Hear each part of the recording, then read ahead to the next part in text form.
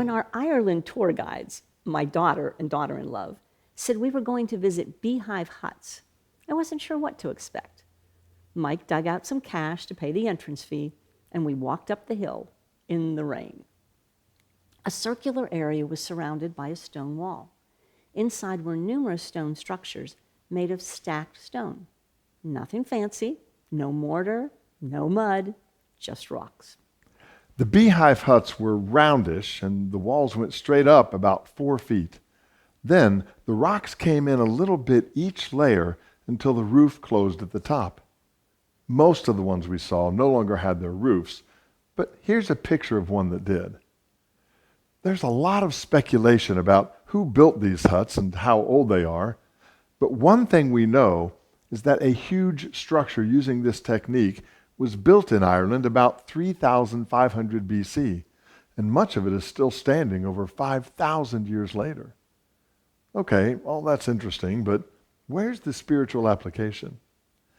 The people who built these structures didn't have architecture degrees, but they built structures which have lasted for thousands of years. When God calls us to a task, the world may tell us that we don't have the skills to accomplish it. Like right now, I'm trying to figure out how to publish a book I've written.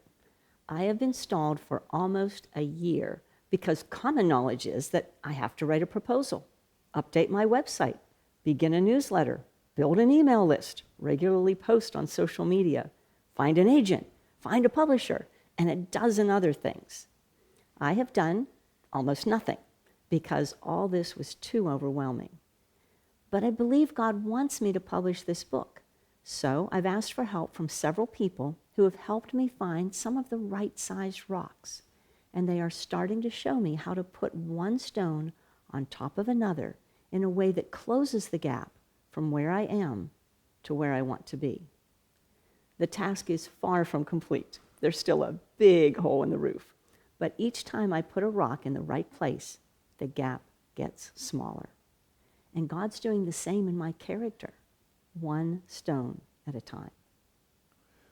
Ephesians 2:21 and 22 says, "In him," that is Jesus, "the whole building is joined together and rises to become a holy temple in the Lord.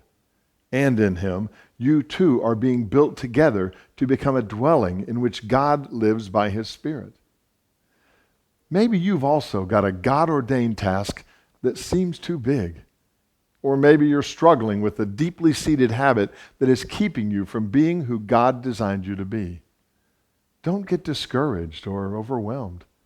Just find one small thing that you know is right and follow God's lead for how to place it into your life. Those gaps will close over time, and those changes will benefit you and others for many years to come. Thanks for trekking with the Foxes.